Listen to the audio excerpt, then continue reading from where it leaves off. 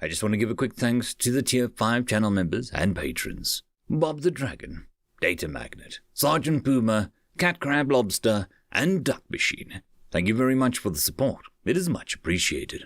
Alrighty, on to today's chapter. Human Weaponry, Chapter 16, Anatomy. She took me to some kind of room, not unlike the room that I'd been in for the shrapnel wound only a little while ago. A bit smaller, this was a single room with 4 walls. The previous one had a fabric divider in between 2 beds. I'm sure the double room served to house more patients. Perhaps the singular chamber were for more invasive procedures or to discuss personal information. Either way, privacy was preferable. The 2 soldiers were satisfied that we were safe. I was now far away and secure from the human who had attacked me. I was grateful for that, but I noticed a faint, concerning feeling in the back of my mind. I could rationalize that I'd been treated with hospitality the whole trip up until now, that I'd been saved by human doctors, defended from pirates by their soldiers, all things that served to build my trust with humanity.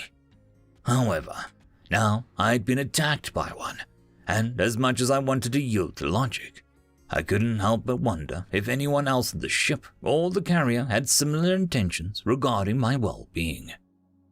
I was ripped back to reality with a snapping sound. The female had elected to change out her gloves or put gloves on. I couldn't remember if she had already been wearing them. My ears were still ringing, and I had been unconsciously rubbing them. I wonder if humans had similar issues with loud sounds or impacts. Wait, obviously they do. They had hearing protection for the weapons. I must have been hit fairly hard. Alright, Ozzy, was that it? Ozis. She wrote something down on the tablet when I responded. I can't imagine my English name was too hard to remember. Right, sorry, Ozis. Now, I may be a doctor, but given our anatomical differences, this might feel a bit, unprofessional. Here, hold the scores to your head. I'm going to check for a concussion now that I have more tools here. I did as I was told. She grabbed some sort of long, black object off the counter and stood in front of me.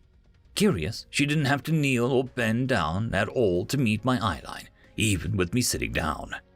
She pressed a button on the object, and it turned on a light at the end. Assuming your eyes work the same way, which there's a good chance that they probably don't. If you're concussed, your 4 pupils, if these are pupils, shouldn't dilate properly. Assuming that they even dilate as ours do. She looked down and made some sort of sigh. If you can even get a concussion. There was a silence for a few moments. Only now did I realize that this was the first prolonged contact I've had with a human alone, and it was one that I'd never met before, from a ship that I haven't been on, and she was standing somewhat uncomfortably close to me. I can get a concussion. When your brain hits your skull, that's what you're tested for, right? She finally looked back up. Yes, exactly. Any chance you know how your eyes work? The pupils get larger in low light and shrink in brighter conditions. Or at least I think that's how they work. I'm not educated in medicine. Well, that's something anyway. We can focus on the bleeding wound on the back of your head first. She stopped shining a light in my eyes. She had a weird look on her face. Are your eyes bioluminescent? What? Never mind, active bleeding wound. Jesus. I removed the gauze, and there was a fair bit of blood that came with it, but not a worrying amount. She walked around behind me and started feeling through my hair. Can I remove the pins now? Yes, just give them to me when you do, please. She very carefully pulled them out. It was surprising how gentle she could be. Quite a strong contrast to the violence that I'd seen them capable of. My hair promptly fell all over the place, as it does. I quickly pulled it all together in front of my face and held it there. All right, Ozis. It looks like the impact created a surprisingly clean tear. What does that mean?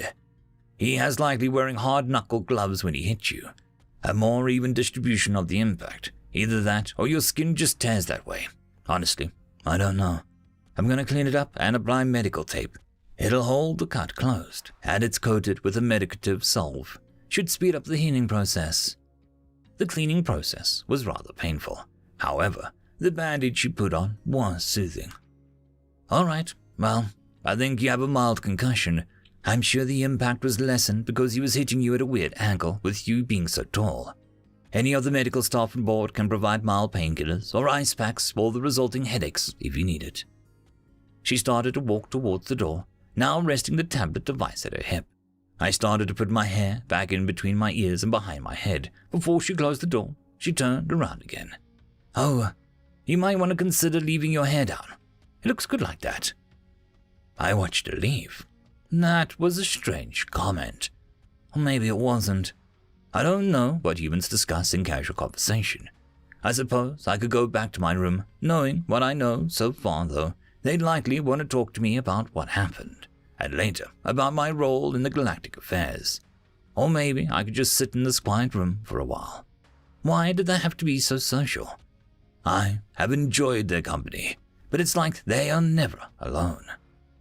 It was funny what she had said, to leave my hair down. I couldn't, though. Plus, when Garrick asked me if I was armed when I came onto the ship, I'd been lying.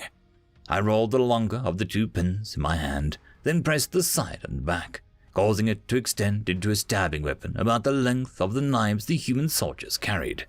Of course, it was no ranged weapon, but I had begun thinking about it since I'd been attacked. Gods.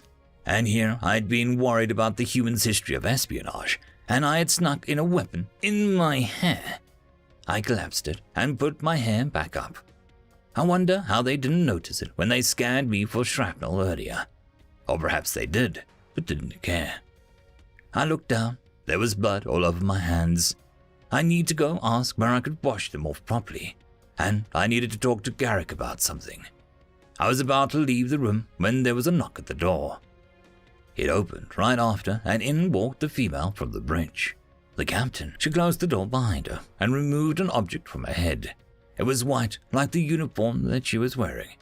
She had many colorful insignias on her shoulders and chest, likely signifying rank or perhaps awards. She placed it on the counter and sighed. "We need to talk, Osus." End of chapter.